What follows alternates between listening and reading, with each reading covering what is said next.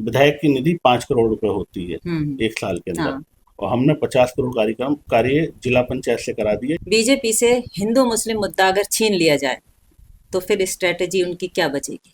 भाजपा के लोग गुमराह नहीं करते हैं। पॉलराइजेशन तो बीजेपी कर रही है ना, डिवाइड तो कर रही है ना हिंदू बीजेपी मुस्लिम नहीं को। कर रही है। अगर जो युवा नेतागिरी का ख्वाब देख रहे हैं वो वक्त की बर्बादी और पैसे की बर्बादी कर रहे हैं या उनकी कोई मंजिल है? पैसा कमाने के लिए राजनीति नहीं करना चाहिए।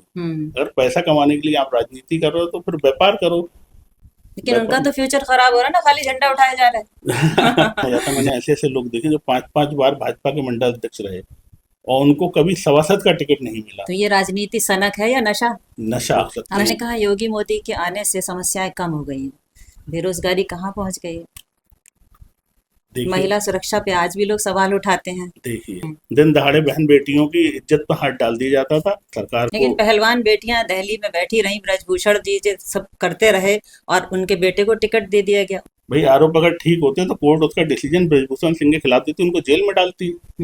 तो जेल में अपने लोगों को नहीं डालती ना नहीं, बीजेपी, ऐसा नहीं, बहुत सारे विपक्ष को ज्यादा डालती नहीं, है। ऐसा नहीं। अच्छा, अभी केजरीवाल जो थे वो जेल से बिल्कुल एकदम क्लीन चिट मिल गया, बाहर आ गए वो। इलेक्शन के टाइम उनको अंदर कर दिया गया, कैसे देखते हैं इसको आप? अच्छा, ऐसा नहीं लगता आपको कि जो वो काम करते हैं उसको काम कम करते हैं, एडवर्टाइज ज्यादा करते हैं? क्योंकि कांग्रेस, आपने कहा कि मुसलमान है हमारे यहाँ और काम कर रहे हैं मंत्री, फिर ऐसे नारों की जरूरत क्यों पड़ती है कि बटोगे तो कटोगे, फिर हिंदू को इकट्ठा करना क्यों पड़ता है? योगी जी का नारा तो है ये। योगी जी का नारा। पहले कमियों की बात कीजिए, आपको देश में कुछ कमी दिखती है या? देखिए आप मुझसे कमियां पूछेंगे तो मैं नहीं बता नहीं पाऊंगा। बताएंगे। देखिए मुस्लिम जो डिवाइड हुआ है, पोलराइजेशन तो हुआ है, अगर वो नहीं हुआ है तो फिर ये बुलडोजर प्रथा कहाँ से आई? ऐसा क्यों होता है कि हम आजमनगर का डब्बा खोल के देखते हैं तो भाजपा 0 वोट मिलता है? तो वो तो मशीन कहते हैं कि मशीन में इनका पहले से फीड होता। अरे 0 वोट कैसे निकलता है भाजपा का? तो सपा भी कहती है, दूसरी पार्टी कहती है, कहते ईवीएम इन्होंने हैक कर रखी है। ईवीएम अगर हैक होती तो ये ईवीएम हैक होता तो हम लोग फिर 400 पार होते। मीडिया को किस तरह देखते हैं? विपक्ष आरोप लगाती है कि आप लोगों ने मीडिया खरीद लिया पूरा। मीडिया को अच्छा काम कर रही है, मीडिया सही चीजें दिखा रही है। लेकिन महामारी के टाइम में सारे स्वास्थ्य केंद्र आप लोगों के बिल्कुल फेल हो गए थे, ऑक्सीजन सब खत्म हो गई थी।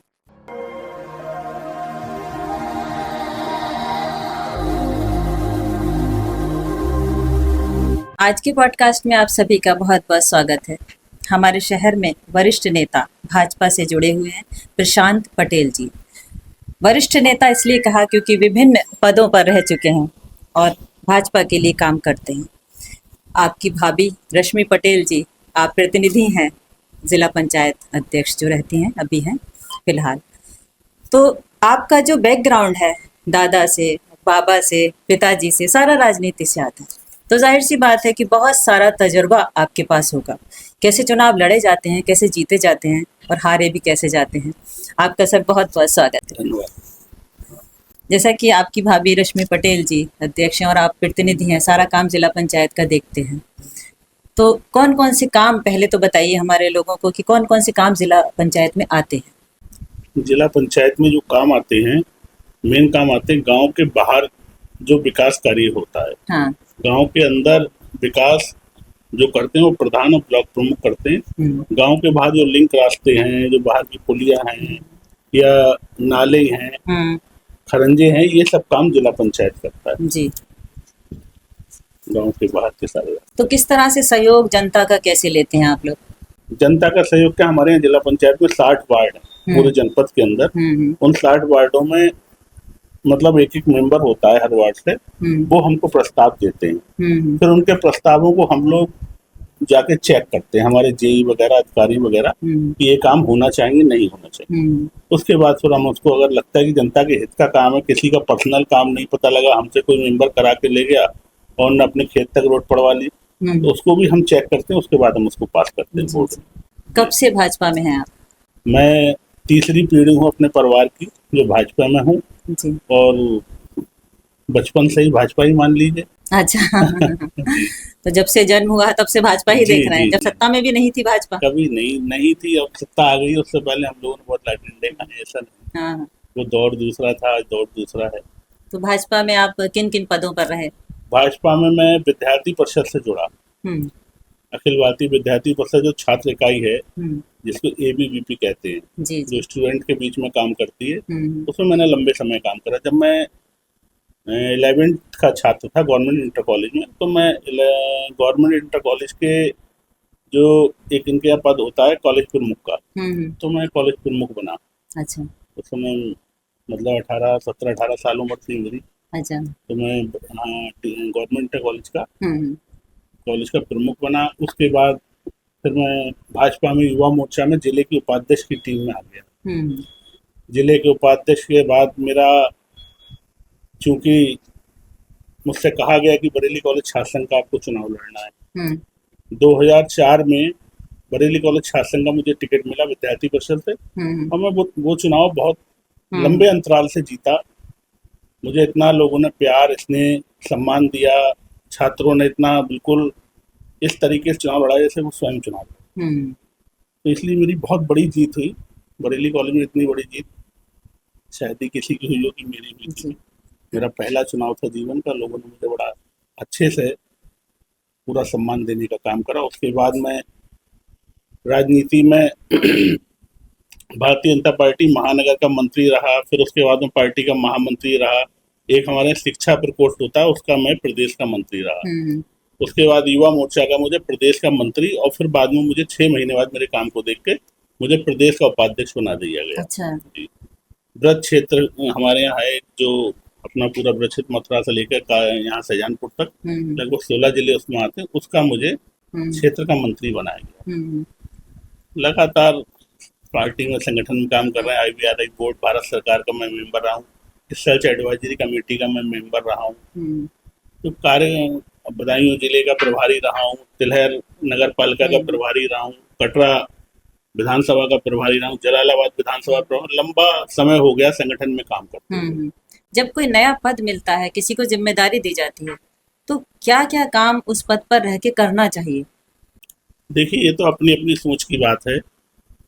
हम लोग काम बेहतर करें, इसके लिए हमारे मन में कुछ ना कुछ विजन होना चाहिए कि हमको किस तरीके से इस जो हमें जिम्मेदारी मिली उसको अच्छे से अच्छा हम कर सके।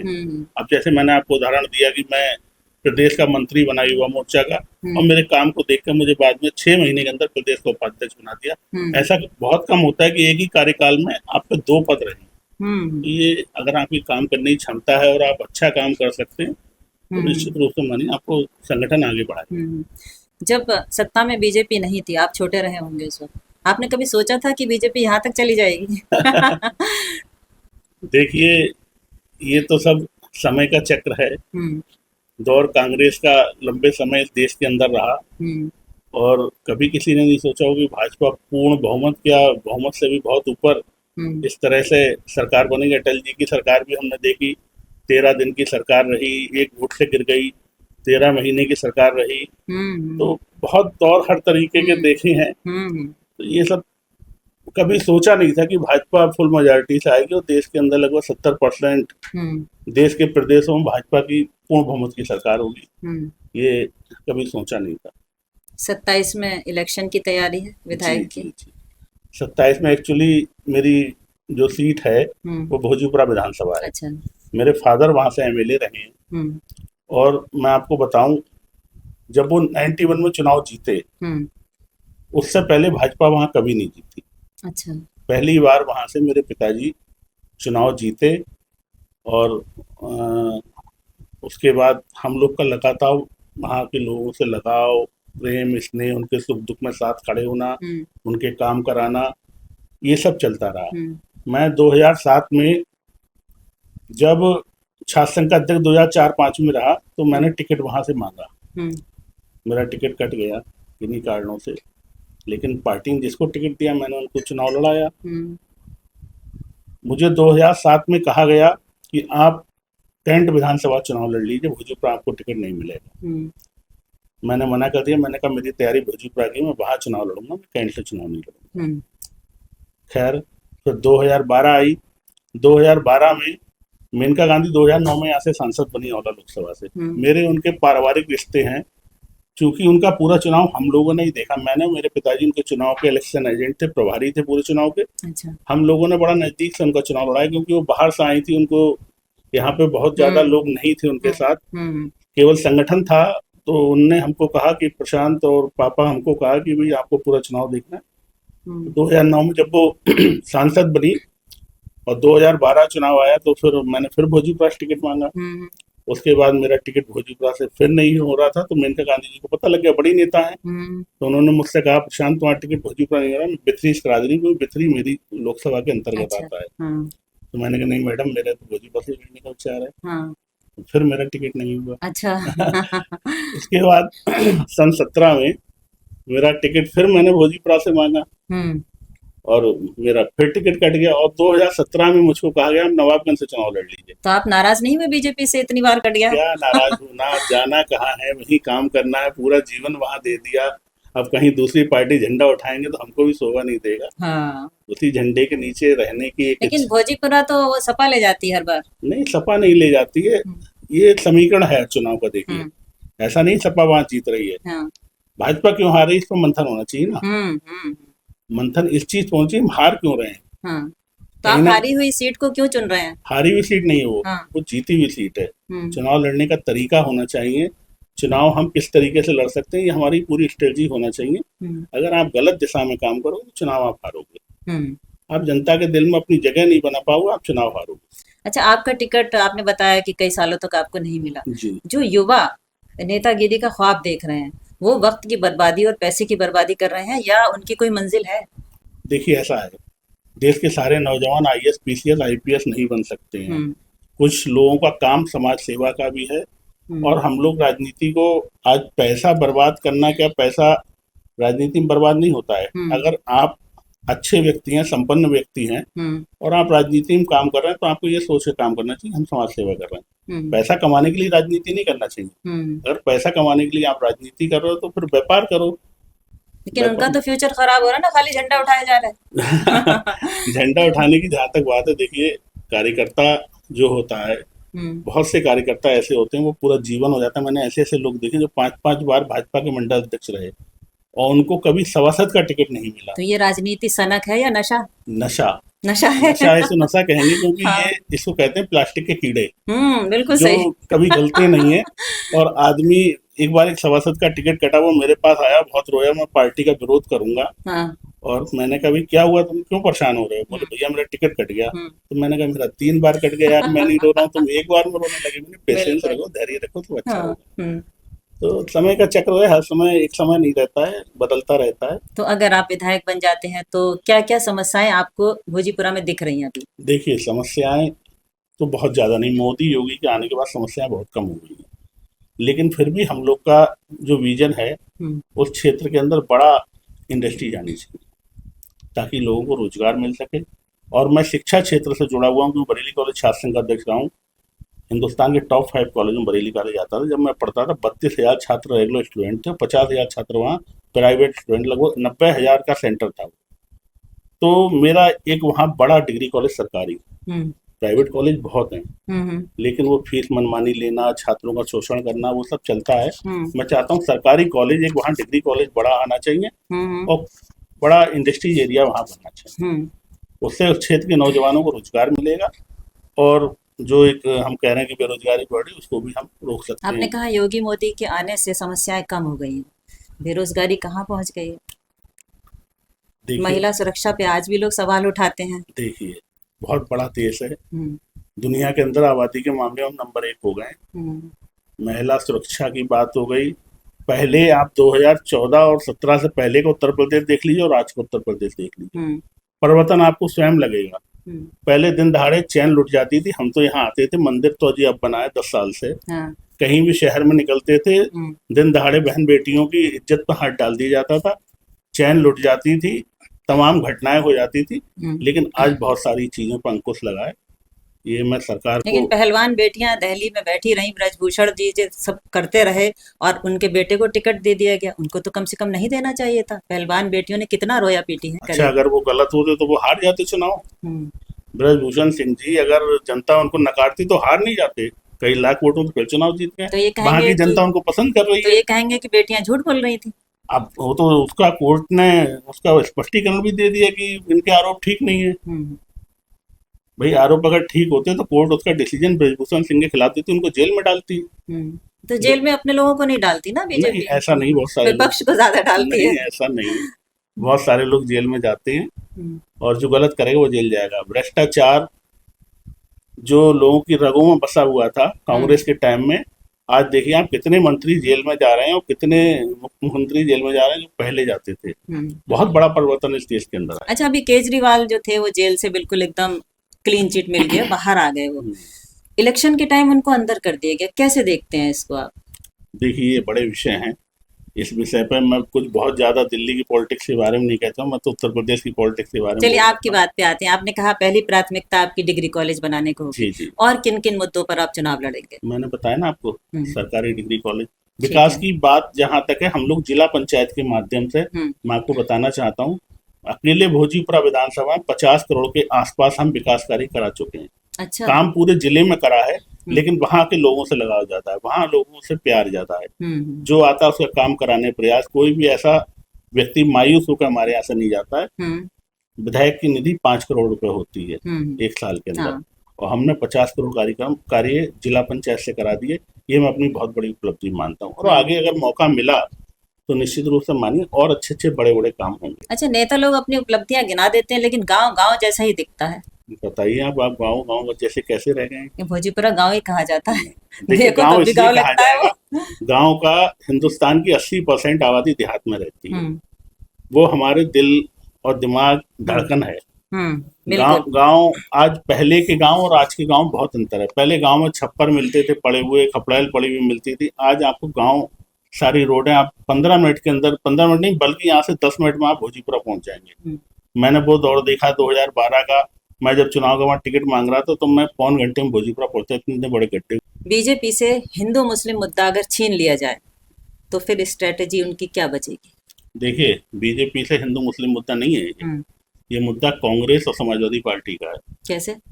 आप देखिए सारे मुस्लिम समाज देश के अंदर, मुस्लिम समाज को वो लोग केवल गुमराह करते हैं, भाजपा के लोग गुमराह नहीं करते हैं। पॉलराइजेशन तो बीजेपी कर रही है ना, डिवाइड तो कर रही है ना। बीजेपी नहीं कर रही है। अगर बीजेपी कर रही होती तो योगी जी मोदी जी लाभ क्यों देते मुस्लिम समाज को?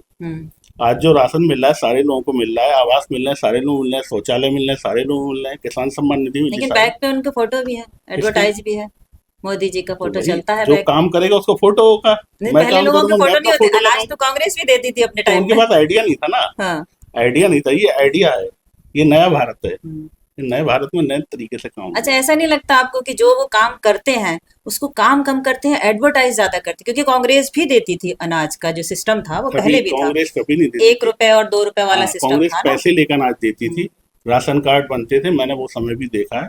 राशन कार्ड से अनाज मिलता था लोगों के लिए, और वो सारे लोगों को नहीं मिलता था, कुछ लोगों को मिलता, उसके पैसे जाते थे। तो आपकी पार्टी पर तो बार बार आरोप लगता है, विपक्ष कहता है कि आप लोग हिंदू मुस्लिम समाज को डिवाइड कर रहे हैं। देखिए अगर भाजपा हिंदू मुस्लिम करती तो देश के अंदर पूरी दुनिया में कितना हाहाकार मचा हुआ है, लेकिन हिंदुस्तान सबसे सेफ है मुस्लिम समाज के लिए। आज आप देखिए ईरान का युद्ध कल ही रुका है, और किस तरीके से दुनिया के अंदर मुस्लिम समाज को प्रताड़ित करा जा रहा है। वो मिडिल ईस्ट का मैटर ही अलग है थोड़ा ना, वो तो मुस्लिम देश है, आपस में वो लोग करते हैं। आपस में लड़ रहे हैं। हिंदुस्तान में जितने सुरक्षित हैं, आजाद होने के बाद में सारे लोग, हम लोग भाई भाई की तरह रहते हैं, और भाजपा में भी बहुत सारे बड़े बड़े नेता काम कर रहे हैं। चाहे उत्तर प्रदेश में आप दानिश अली जी की बात कर लीजिए, चाहे शहनवाज हुसैन जी की बात कर लीजिए, मुख्तार अब्बास नकवी की बात कर लीजिए। अगर भाजपा गलत काम कर रही है तो ये लोग क्यों रुकते भाजपा के? अच्छा, आपने कहा कि मुसलमान है हमारे यहाँ काम कर रहे हैं मंत्री, फिर ऐसे नारों की जरूरत क्यों पड़ती है कि बटोगे तो कटोगे? फिर हिंदू को इकट्ठा करना क्यों पड़ता है उनको? नहीं ऐसा है ना, ऐसे नारे कुछ लोग बीच में डाल देते हैं। ये कोई योगी जी ने नारा दिया नहीं है, ना मोदी जी ने दिया। योगी जी का नारा तो है ये, योगी जी का नारा नहीं है। योगी जी ने कभी मतलब नारा इस तरह का नहीं दिया, बीच में लोगों ने कहा होगा, चलाया होगा, लेकिन ये योगी जी का पर्सनल नारा नहीं। और क्या क्या विकास कार्य देश के लिए होना चाहिए? बीजेपी की आप बात कर रहे हैं, बीजेपी से जुड़े हुए हैं, कुछ कमियां भी दिखती होंगी तो कुछ विकास की बात भी हो। पहले कमियों की बात कीजिए, आपको देश में कुछ कमी दिखती है या? देखिए आप मुझसे कमियां पूछेंगे तो मैं नहीं बताएंगे। आप मुझे कमियां बताएंगे तो मैं उस पर आपको जवाब दे सकता हूँ। अच्छा, अच्छा, हम ये कह रहे थे कि मुस्लिम जो डिवाइड हुआ है, पोलराइजेशन तो हुआ है, अगर वो नहीं हुआ है तो फिर ये बुलडोजर प्रथा कहाँ से आई? देखिए आप मेरी बात समझिए, मुस्लिम डिवाइड नहीं हुआ है। मुस्लिम जिस दिन मुस्लिमों ने 20% भाजपा को वोट देना शुरू कर दिया, इस देश के अंदर सारी पार्टियां दुकानें बंद हो जाएंगी, और जो हमारे बीच में आपस में जो खींचतान है वो भी खत्म हो जाएगी। ऐसा क्यों होता है कि हम आजमनगर का डब्बा खोल के देखते हैं तो भाजपा 0 वोट मिलता है? तो वो तो मशीन कहते हैं कि मशीन में इनका पहले से फीड होता। अरे 0 वोट कैसे निकलता है भाजपा का? वहां भाजपा के 20 वोट निकल सकते हैं ना, क्यों नहीं निकलते? नहीं, पिछली बार बान जब खाने हम में। सरकार सबको लाभ दे रही तो जी। सबको उसका कहीं ना कहीं तो मोदी अच्छे लगते होंगे, ऐसा नहीं कि सारी कमियां हो सकती, 90 कमी हो सकती, 10% तो अच्छा होगा बंदा। तो सपा भी कहती है, दूसरी पार्टी कहती है, कहते ईवीएम इन्होंने हैक कर रखी है। ईवीएम अगर हैक होती तो हम बहुत सारे चुनाव हारे जी। भाजपा की इस बार लोकसभा में क्या स्थिति रही? हम्म। अगर ईवीएम हैक होती तो ये जो गुमराह करा लोगों के लिए हाँ। आरक्षण के मुद्दे पे, संविधान खत्म हो जाएगा इसके मुद्दे पे, तो ये ईवीएम हैक होता तो हम लोग फिर 400 पार होते, अगर मोदी जी चाहते तो। बिहार में कह रहे हैं लोग 10-10 हजार रुपए महिलाओं को दे दिए और उन्होंने वोट दे दिए, बाद में खाते में आए ही नहीं पैसे उनके। 10,000 अगर दिए या 20,000 दिए हम्म। तो वो गरीब लोगों को दिए ना, नहीं, इलेक्शन के टाइम नहीं देते ना, ये तो तो उसको सरकार नियम के खिलाफ होता है। उनको शिकायत करना चाहिए आयोग में कि इस तरह का गलत हुआ है। हम्म। भाई शिकायत आयोग में करते इस तरह, इस समय ये फंडिंग दी है, ये गलत दिया है। अब वहाँ मुस्लिम भी होंगे, हिंदू भी होंगे, यादव भी होंगे, जाटव भी होंगे, सभी को मिला होगा ना, अकेले ऐसा तो ही ना वो हिंदुओं को बांट दिया केवल पैसा। हम्म। आपका जो क्षेत्र कह रहे हैं आप लड़ने के लिए इलेक्शन, तो वहाँ क्या क्या कमी दिखती है आपको उस इलाके में? कमियां मैंने देखिए आपको बताया, जैसा कि मुझे जो लगता है वहाँ सरकारी बड़ा डिग्री हाँ, वो कॉलेज तो डिग्री कॉलेज कहा आपने। और रोडें वोडें सब ठीक हैं, हम्म। लोग खुश हैं, कोई हम्म। बहुत ज़्यादा हमारे यहाँ कोई ऐसा विवाद हम्म। नहीं है। हम्म। विकास हो रहा है, जिला पंचायत के माध्यम से भी हो रहा है और लोग भी विधायक सरकार भी कर रही है। हम्म। और एक इंडस्ट्री, दो विषय मुझे लगते हैं, बाकी कोई ऐसा विषय नहीं है कि बहुत ज़्यादा कोई समस्या वहाँ पे है। अगर आप आम जनता के पास जाएंगे तो लोग आपको वोट क्यों दें, किस बात पर वोट दें? देखिए, वोट आदमी उसको देता है जिसको वो पसंद करता है, हम्म। या फिर पार्टी विचारधारा। हम्म। हमारी पार्टी की जो विचारधारा है, हम लोग जो काम करते हैं उसमें हम हर बूथ स्तर पर हमारा कार्यकर्ता खड़ा हुआ है। हम्म। हमारा पन्ना प्रमुख तक भारतीय जनता पार्टी का जो एक वोटर लिस्ट होती है उसमें 60 वोट होते हैं वोट पन्ने में, उस तक पे हमने अपना एक कार्यकर्ता बिठा रखा है। तो हम लोग की जमीनी स्तर पे इतनी अच्छी काम करने की वो है शैली कि जिस कारण से हम लोग मजबूत स्थिति में हैं और उसको बस ठीक से क्रियान्वयन करना चाहिए, तो ठीक से काम करना चाहिए। आप वहाँ कितने साल से भोजीपुरा में हैं? मैं लगभग आप लगा लीजिए 2007 से, उससे टिकट, पहले हाँ। 91 में मेरे फादर अच्छा। विधायक रहे थे, उसके बाद से लगातार मेरा संपर्क। एक्चुअली मैं जो जिला पंचायत सदस्य जिस वार्ड से हम लोग, वार्ड नंबर 57 है, जहाँ से मेरी भाभी जिला पंचायत अध्यक्ष हैं, वो वार्ड भी हमारी भोजीपुरा कॉन्स्टिट्यूंसी में आता है। अच्छा अच्छा। मेरा गांव भी भोजीपुरा कॉन्स्टिट्यूंसी में आता है, मेरी ननिहाल भी भोजीपुरा कॉन्स्टिट्यूंसी में आती है। और जब फादर वहाँ से विधायक हैं तो लंबे समय मेरा वहाँ के लोगों से आना जाना, लगाव जुड़ाव रहता है, इसलिए मैं वहाँ से बार बार प्रयास करता हूँ। अब अगर पार्टी मौका देगी इस बार तो निश्चित रूप से मानिए कि हम जीत के आएंगे और आपको मिठाई खिलाएंगे। बिल्कुल। अच्छा, उस वक्त की राजनीति, जब भाजपा सत्ता में नहीं थी, आप उस वक्त भी भाजपा में थे, तो आज की भाजपा और पहले की भाजपा में कुछ फर्क आपको लगता है? देखिए फर्क तो है। अब एक्चुअली लोगों के पास ऑप्शन नहीं बचे हैं। बहुत सारे लोग पार्टी में ऐसे आ गए हैं जो दूसरे दलों में रहे और भाजपा ही सत्ता आई तो भाजपा में आ गए। उस वजह से थोड़ी बहुत तकलीफ होती है कि पुराने लोगों को कम मौका दिया गया है। नए लोग जो हैं वो हमसे ज़्यादा बेहतर वो आगे पहुंच जाते हैं, तो इस चीज़ की तकलीफ होती है। कार्यकर्ता को मौका मिलना चाहिए, वो कार्यकर्ता ही पार्टी की रीढ़ की हड्डी है। कार्यकर्ता ही हमारा अगर नाखुश होगा, कल वो लोग फिर समाजवादी आएगी उसमें चले जाएंगे, परसों बसपा आएगी उसमें चले जाएंगे। वो लोग रुकने वाले लोग नहीं। बिल्कुल बिल्कुल सही बात। वो लोग आज यहाँ कल दूसरी जगह। मीडिया को किस तरह देखते हैं? विपक्ष आरोप लगाती है कि आप लोगों ने मीडिया खरीद लिया पूरा। देखिए, मीडिया देश का चौथा स्तंभ है और मीडिया ही देश चला रहा है। आज हम आप जितने लोग भी हैं, अगर न्यूज़पेपर सुबह पढ़ते हैं, उसमें अगर कोई खबर गलत भी है ना तो उसको हम सही मान लेते हैं। मीडिया को अच्छा काम कर रही है, मीडिया सही चीज़ें दिखा रही है। कहीं ना कहीं कुछ ना कुछ हो जाता है कई बार गड़बड़, लेकिन 90% मैं समझता हूँ मीडिया अच्छा काम कर रही है। जिला पंचायत की बात भी हम लोग कर चुके हैं, तो रोड बताया आपने बहुत अच्छा बन गया है, और कौन कौन सी चीज़ों पर आप काम करेंगे, क्या क्या किया है? और इसके अलावा देखिए, जिला पंचायत में अभी हम लोग एक नया शासन से वो आया है कि हमको 32 स्वास्थ्य केंद्र बनाने हैं पूरे जिले के अंदर। तो उसमें हमको एक लिस्ट भी आई है शासन से, और जिन गांव में स्वास्थ्य सेवाएं ठीक से नहीं चल पा रही हैं, मतलब वहाँ है नहीं, या तो वहाँ पे हम स्वास्थ्य केंद्र बनाने का एक प्रपोजल हमारे पास आया। तो उससे मुझे लगता है ग्रामीण क्षेत्र के लोगों के लिए बहुत बड़ा लाभ मिलेगा। स्वास्थ्य सेवाएं जो बरेली नहीं आ पाते हैं, अपने तो सीएचसी पर नहीं 32 पहुंच जो आए पाते, हैं वो भोजीपुरा में बनना है नहीं स्वास्थ्य, पूरे जनपद में बनना है। पूरे जनपद में पूरे बनना। जनपद में बनना है, 60 वार्ड में बनना है। हम्म। अभी ये भोजीपुरा से लगाव ज्यादा है तो वहाँ 2 की जगह 3 बन जाएंगे। हाँ। इतना है, लेकिन पूरे जिले के लिए आया। लेकिन महामारी के टाइम में सारे स्वास्थ्य केंद्र आप लोगों के बिल्कुल फेल हो गए थे, ऑक्सीजन वॉक्सीजन सब खत्म हो गई थी। वो तो पूरे हिंदुस्तान में क्या पूरी दुनिया में समस्या थी, अकेले बरेली की समस्या नहीं थी। बहुत बड़ा एक घटना जो होने वाली थी, देश के अंदर करोड़ों करोड़ों लोग मर जाते, हम्म। लेकिन हम लोग की सावधानी से, आप सबकी हमारी सावधानी से आज हम सब लोग जीवित बैठे हैं। इसके लिए हम ऊपर वाले का शुक्रिया अदा करते हैं कि बहुत बड़ी आपदा थी वो, और उसमें हम लोग बच के निकल आए। हमारे बीच के बहुत सारे लोग चले गए, उनको हमें आज भी दुख है। सरकार अपनी तरफ से प्रयास करती है, बहुत सारे प्रयास करती है, लेकिन कहीं ना कहीं सरकार भी फेल हो जाती है। क्योंकि अभी आप देखिए, आपने विषय रखा गैस सिलेंडर वाला विषय, मैं आपको बताना चाहता हूँ, गैस की कोई कमी नहीं थी, लेकिन कुछ लोगों ने स्टॉक कर लिया। अब मान लीजिए 5 करोड़ सिलेंडर पूरे हिंदुस्तान के अंदर हैं। अब 5 करोड़ लोगों ने एक साफ कह दिया कि सिलेंडर खत्म हो रहा है, सिलेंडर खत्म हो रहा है। जिनके घर में लाइन पड़ी हुई है वो भी सिलेंडर भरवाने चले गए। 2 करोड़ लोगों ने अपने घर में सिलेंडर रख ली जिनको आवश्यकता नहीं थी। तो वहीं से व्यवस्था खराब हो गई। चीजें होती हैं, लेकिन लोग जो स्टॉक करके रख लेते हैं, जो कालाबाजारी करते हैं, हाँ। वहीं से व्यवस्था खराब होती है। कभी गैस की कमी नहीं थी, और आज देखिए आराम से सब चीजें मिल रही हैं। सिलेंडर ब्लैक से 1500 रुपए का मिल रहा, मिला होगा, कुछ लोग ने करा है ना कालाबाजारी। मैं तो कहता हूँ ऐसे लोगों की वीडियो बना के उनके खिलाफ तुरंत कार्रवाई होनी चाहिए।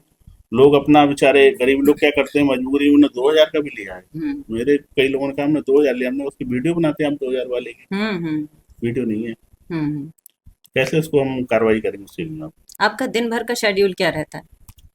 मेरा शेड्यूल बहुत टाइट रहता है।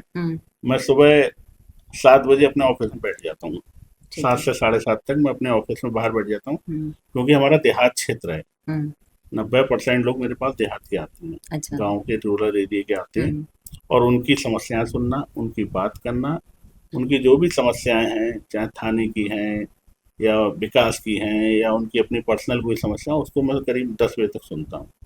उसके बाद नहा धो के 11 बजे मैं फील्ड में निकल जाता हूँ, जनता के बीच शाम तक रहता हूँ। शाम को घर आके फिर दोबारा से शादी ब्याह जो चलते हैं, यही काम करना है हमें तैयारी के लिए। यही चलता रहता है दिन भर, और कुछ नहीं। क्या संदेश देंगे हमारे जो नवयुवक हैं, वो लगे हैं पीछे, किसी भी पार्टी का झंडा बैनर उठा रहे हैं, तो उनके लिए क्या कहेंगे, किस तरह से राजनीति करना चाहिए, कहीं मंजिल को तो पहुंचे?